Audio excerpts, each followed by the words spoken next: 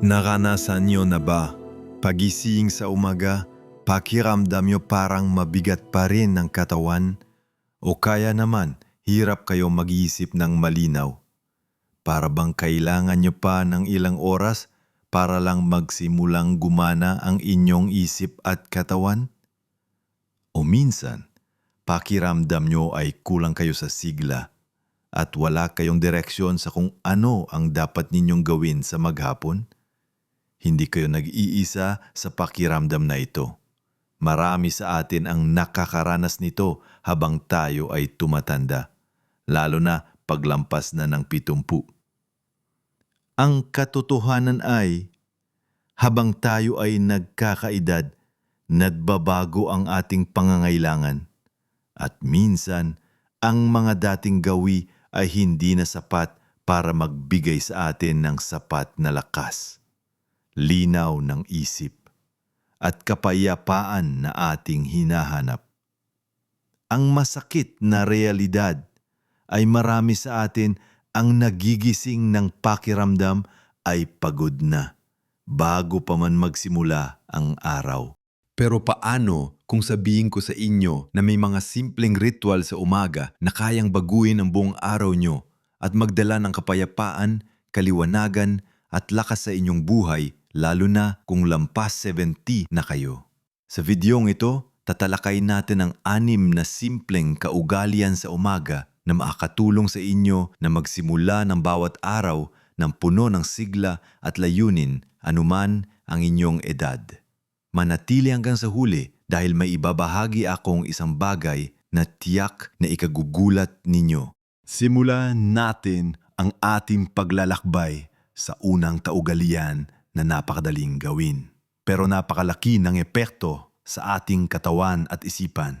Ito ay ang pag-inom ng isang basong tubig kaagad paggising. Simple lang, di ba? Pero marami ang nakakalimot dito.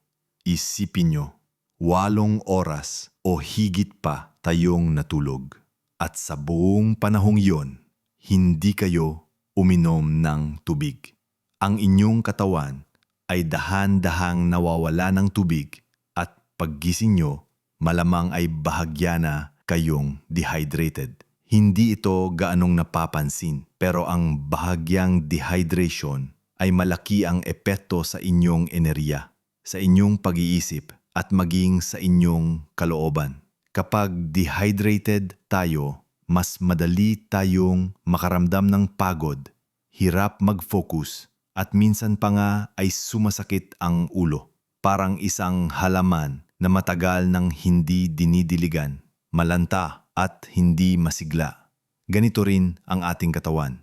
Ang pag-inom ng isang basong maligamgam na tubig paggising ay parang pagdidilig sa ating panloob na halaman. Manilo, nagigising nito ang ating digestive system. Tinutulungan ang ating katawan na mailabas ang mga dumi at higit sa lahat, nagbibigay ito ng mabilis na boost sa ating enerhiya at mental clarity. Hindi kailangan na malamig o kaya naman ay may yelo. Ang maligamgam na tubig ay mas madaling tanggapin ng ating katawan sa umaga at mas nakakatulong sa paggising ng ating internal organs. Halimbawa, si Aling Nena, 75 anyos, dati ay laging mabigat ang pakiramdam paggising at madalas na nahilo. Nagsimula siyang uminom ng isang basong maligamgam na tubig pagmulat ng mata. Sa loob lamang ng ilang linggo, napansin niya ang malaking pagbabago. Mas magaan ang kanyang pakiramdam, mas malinaw ang kanyang isip, at nagiging mas regular ang kanyang pagdumi. Ang simpleng gawin na ito ay nagbigay sa kanya ng bagong sigla sa umaga. Kaya, gawin nating habit na mayroon tayong nakahandang baso ng tubig sa tabi ng ating kama. Upang pagising, ito ang una nating hanapin at inumin. Isipin niyo na ito ang inyong panimulang injection ng kalusugan para sa araw. Pagkatapos nating diligan ang ating katawan ng tubig, dumako naman tayo sa ikalawang kaugalian, ang simpleng pag-uunat o gentle stretching. Hindi natin kailangan gumawa ng matinding ehersisyo kaagad. Ang layunin ay gisingin ang ating mga kalamnan at buto ng dahan-dahan. Matapos ang mahabang oras ng pagtulog, ang ating mga kalamnan ay kadalasang naninigas. Ang pag-uunat ay nakakatulong upang mapabuti ang sirkulasyon ng dugo, makapagbigay ng oxygen sa ating mga cells, at makatulong na mailabas ang mga toxins. Bukod pa rito, ang pag-uunat ay nakakapagpagaan ng pakiramdam at nakakapagdulot ng sense of calmness. Pwede nyo itong gawin habang nasa kama pa kayo o pagkatapos bumangon.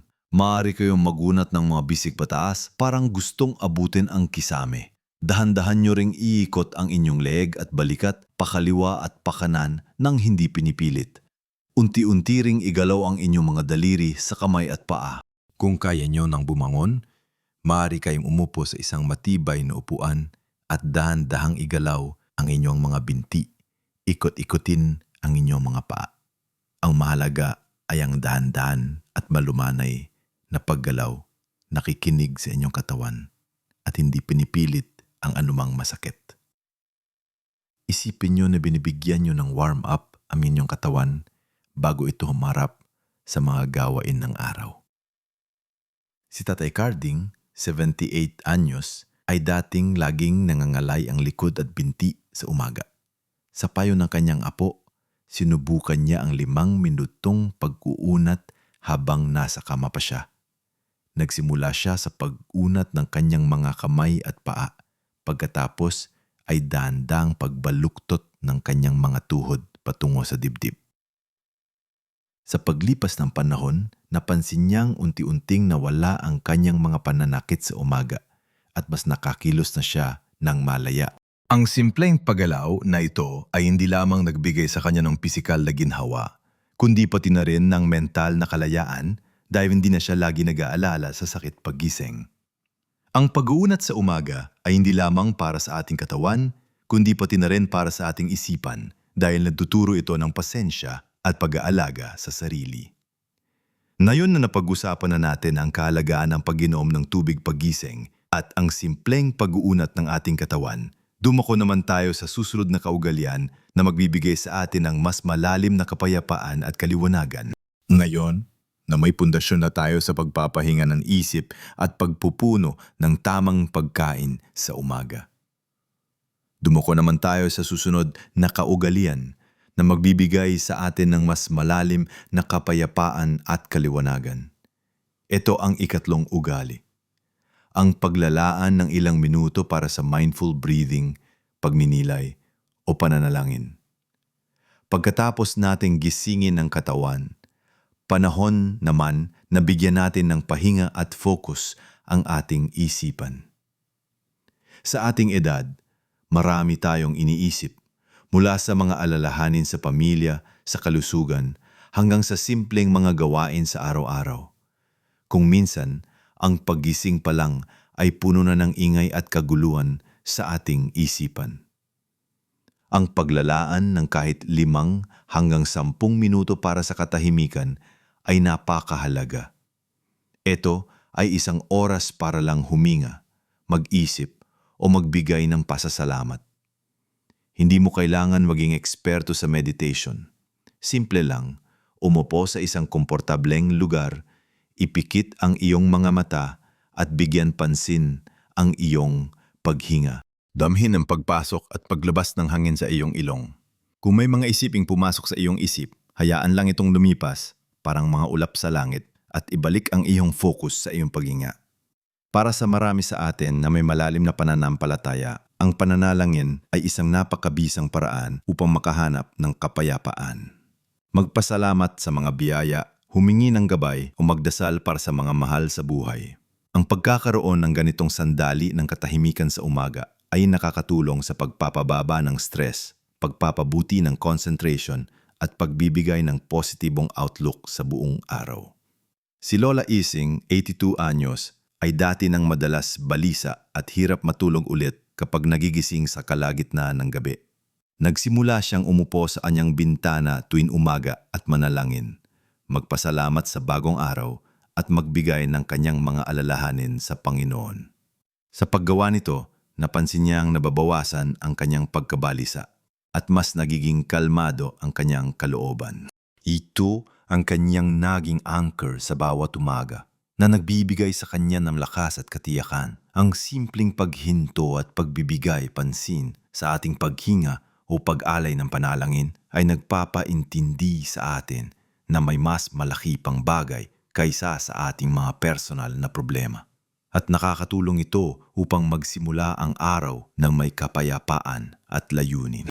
Ngayon, dumako naman tayo sa ikapat na kaugalian, ang pagkain ng simple, ngunit masustansyang almusal. Ang almusal ang pinakamahalagang kainin sa maghapon. Ito ang fuel na mapapagana sa ating katawan at isipan para sa mga susunod na oras. Marami ang napapabaya sa almusal o kaya naman ay kumakain ng mga pagkain kulang sa nutrisyon tulad ng matatamis na tinapay o processed foods. Ang mga pagkain ito ay nagbibigay ng mabilis na enerhiya pero mabilis din itong bumababa na nagdudulot ng pagkapagod at pagkawala ng focus. Ang pagkain ng balancing almusal na mayaman sa protina, fiber at healthy fats ay mahalaga. Hindi ito kailangang maging komplikado. Maaari itong isang mangkok ng oatmeal na may kasamang prutas tulad ng saging o papaya o kaya naman ay piniritong itlog na may konting gulay at simpleng pandesal. Ang lugaw o arroz caldo na may luya at malunggay ay masarap din at nakapagpapainit ng tiyan.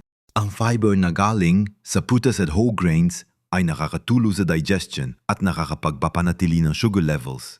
Ang protina mula sa itlog o isda ay nagbibigay ng sustainable na enerhiya at nakakatulong sa pagpapalakas ng kalamnan. Mahalaga ring iwasan ang labis na caffeine at matatamis na inumin. Kung iinom ng kape, gawin itong simple at huwag lagyan ng maraming asukal. Isipin niyo si Mang Tonyo, 70 anyos, na dati ay madalas laktawan ng almusal o kumain lang ng biskwit na may kape. Madalas siyang nakakaramdam ng pagkahilo at panghihina pagsapit ng tanghali. Nang sinimulan niyang kainin ng isang bowl ng oatmeal na may gatas at hinog na saging at minsan ay isama ang isang nilagang itlog, napansin niya ang malaking pagbabago.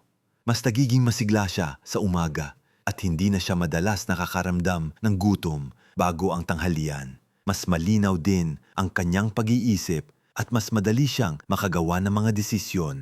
Ang almusal ay hindi lamang tungkol sa pagkain. Ito ay tungkol sa pag-aalaga sa sarili at pagbibigay ng tamang suporta sa ating katawan para sa mga hamon ng araw. Ito ang ating pagkakataon para magsimula ng malusog at malakas. Ngayon na may sapat na enerhiya na tayo mula sa ating almusal at katahimikan sa isip, dumako naman tayo sa huling dalawang kaugalian na magbibigay sa atin ng dagdag na lakas at direksyon sa ating araw. Ngayon na may sapat na enerhiya na tayo mula sa ating almusal at katahimikan sa isip, dumako naman tayo sa huling dalawang kaugalian na mabibigay sa atin ng dagdag na lakas at direksyon sa ating araw. Ang ikalimang kaugalian ay ang pag-engage sa ating isipan o ang pag-aaral ng isang bagong bagay sa umaga. Ang ating utak ay parang isang kalamnan. Kapag hindi ito ginagamit, humihina. Sa ating edad, mahalaga ang patuloy na mental stimulation upang mapanatili ang ating cognitive function, memorya, at kakayahang mag-isip ng malinaw. Hindi mo kailangan mag-enroll sa isang kurso o kumuha ng bagong degree. Ang simpleng paglalaan ng ilang minuto sa umaga para pasiglahin ang ating utak ay sapat na. Maaari kang magbasa ng pahayagan, hindi lang ang headline, kundi ang mga artikulo sa loob na nagpapaisip sa iyo. Maaari kang mag-solve ng crossword puzzle o sudoku. Pwedeng makinig sa mga educational podcasts o radyo na nagtuturo ng bagong kaalaman. O kaya naman, matutong lang isang bagong salita araw-araw, pwedeng sa Filipino, Ingles o kahit sa ibang lengguwahe. Ang paggawa ng mga simpleng aktibidad na ito ay nakakatulong upang mapanatili ang iyong isipan na matalas at alerto. Nagbibigay din ito ng sense of accomplishment at curiosity na mahalaga para sa mental well-being.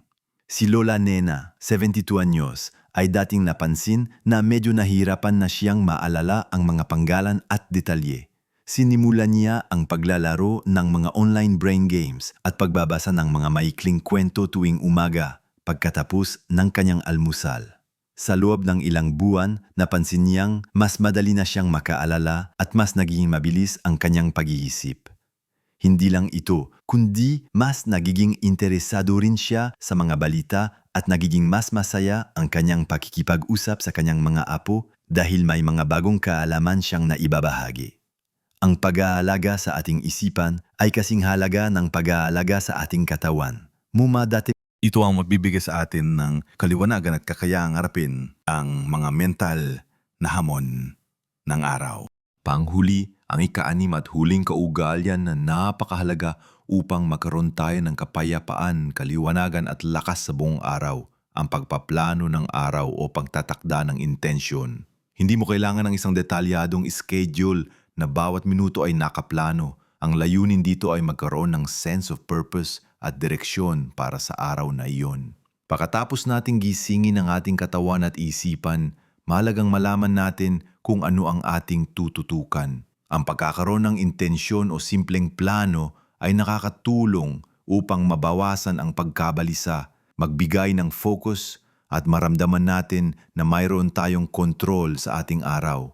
Maaari kang mag-isip ng 1 hanggang 3 bagay na nais mong matapos sa araw na yon, kahit gaano pa ito kaliit.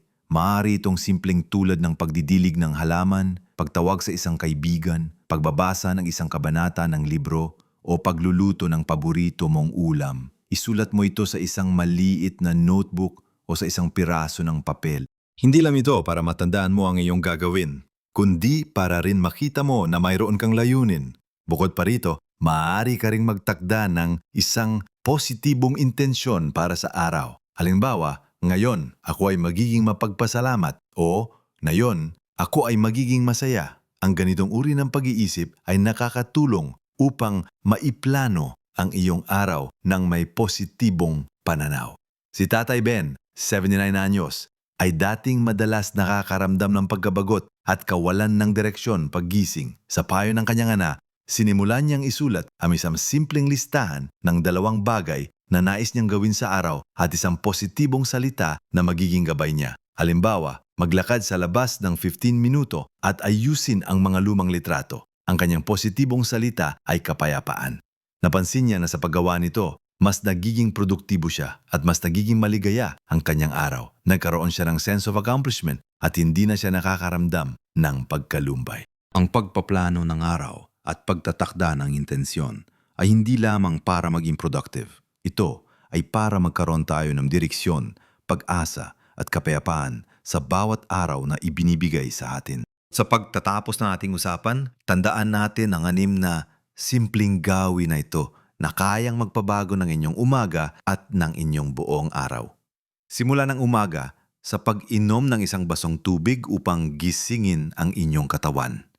Pagkatapos, dahan-dahang galawin at iunat ang inyong mga kalamnan upang palayain ang anumang paninigas. Maglaan ng sandali para sa katahimikan, pagninilay o pananalangin upang bigyan ng kapayapaan ang inyong isipan. Puna ng inyong katawan ng masustansyang almusal na magbibigay ng sapat na enerhiya. Pasiglahin ang inyong isipan sa pamamagitan ng pagbabasa o pag-aaral ng isang bagong bagay. At sa huli, magtakda ng isang simpleng intensyon o plano para sa inyong araw upang magkaroon kayo ng direksyon at layunin. Hindi kailangan perpekto ang bawat araw at hindi kailangan gawin ang lahat ng ito ng sabay-sabay. Ang mahalaga ay ang pagsisimula kahit sa isang gawi lang. Kapag nasubukan nyo na at nakita ninyo ang positibong epekto, unti-unti ninyo madadagdagan iba pa. Ang mga simpleng ritual na ito ay hindi lamang tungkol sa kalusugan ng katawan, kundi pati na rin sa kalusugan ng ating isipan at kalooban. Nagbibigay ito sa atin ng kapayapaan sa gitna ng mga hamon, kaliwanagan sa ating mga desisyon at lakas upang harapin ang bawat araw ng maingiti. Ibahagi ninyo sa comment section ang inyong mga karanasan o kung anong kaugalian ang gusto ninyong subukan. Gusto naming marinig ang inyong mga kwento. Kung nagustuhan niyo ang videong ito at nakakuha kayo ng inspirasyon, paki-like naman po at ibahagi ito sa inyong mga kaibigan at kapamilya. At huwag kalimutang mag-subscribe sa aming channel para sa mas marami pang makabuluhang payo at video na idinisenyo para sa inyong kagalingan at kaligayahan. Tandaan, ang pagtanda ay isang paglalakbay na puno ng paglago at bagong simula. Ang bawat umaga ay isang bagong pagkakataon upang maging ang pinakamagaling na bersyon ng inyong sarili. Kaya, live your best life every single day.